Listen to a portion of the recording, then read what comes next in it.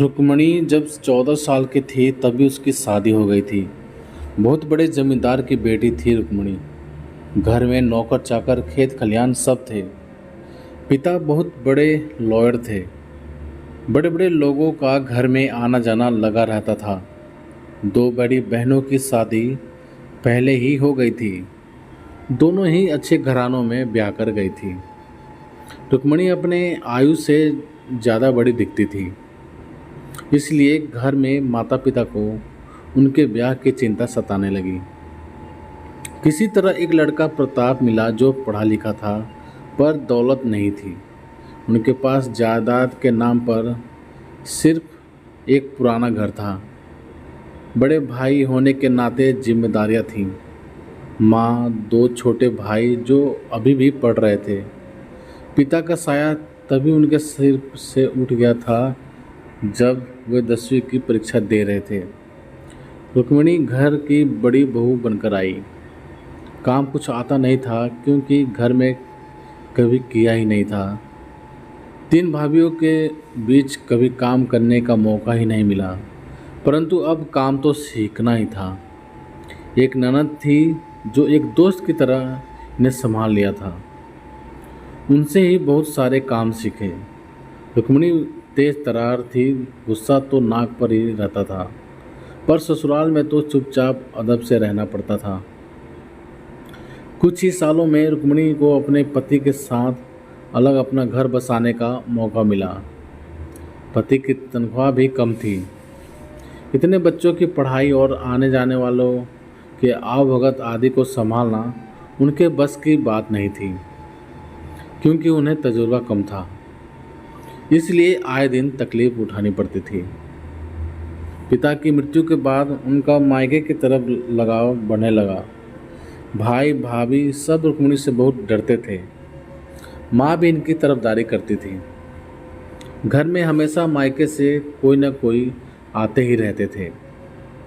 College, university, hospital या shopping, सब के लिए बुआ, मौसी, बहन, ननद कहते हुए लोग आते थे।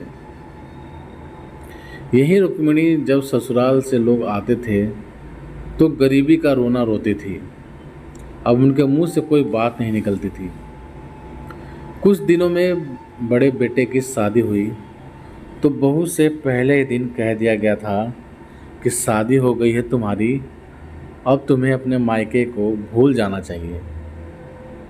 जो रुक्मिणी दिन रात अपने मायके के गुण गाती रहती है और अपने मायके वालों के आवभगत में लगी रहती है, उसकी सोच इस प्रकार थी। दिन बीतते गए। रुक्मिणी ने पूरे घर पर अपना सिक्का जमाया। पति, बेटे, बहू किसी की मजाल कि उनकी बात न माने। उनकी आज्ञा के बिना घर में एक पत्ता भी नहीं हिलता था।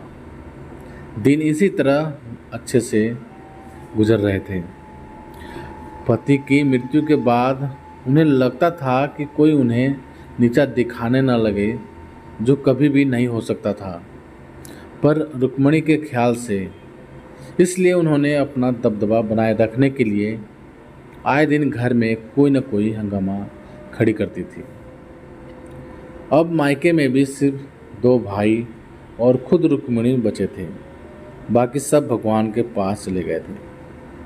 सबके घरों में माता पिता नहीं, बच्चों का राज चल रहा था। इसलिए रुक्मिणी को भी अब मायके में कोई पूछता नहीं था। पहले जो इनके आगे पीछे घूमते थे, अब अपने घर के शादी ब्याह में भी फ़ोन ही कर देते थे कि आए तो ठीक, ना आए तो भी ठीक। यह बात उन्हें हजम नहीं होती थी, पर भाई भाभी भी खुद अपने बच्चों पर निर्भर थे, तो अपनी बहन की क्या सुनते हैं। पहले कभी रुक्मिणी के बच्चे जब अपने मामा लोगों के साथ सिर्फ हाय बाय में रहते थे, भाइयों की शिकायत पर वो कहती थी, देखो भाई, मेरे बच्चों पर मत जाओ। मैं तो बात कर रही हूँ आप लोगों से, मेरा आप लोगों के साथ रिश्ता है, फिर ये बच्चे बीच में कहाँ से आ गए। उन्हें फुर्सत ही नहीं मिलती है तो उनकी तरफ ध्यान मत दो। अब आज रुक्मिणी के भाइयों का भी यही हाल है। वे भी उसे यही समझाना चाहते हैं कि बच्चों पर ध्यान मत दो।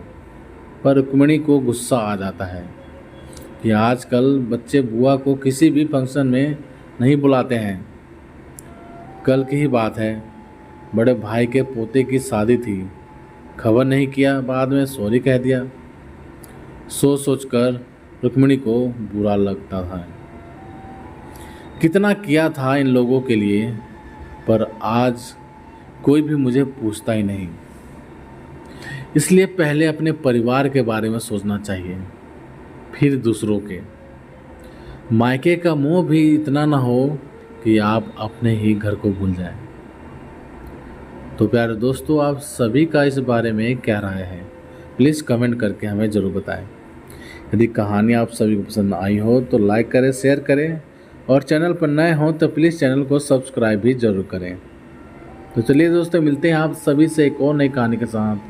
तब तक के लिए जय हिंद, वंदे मातरम।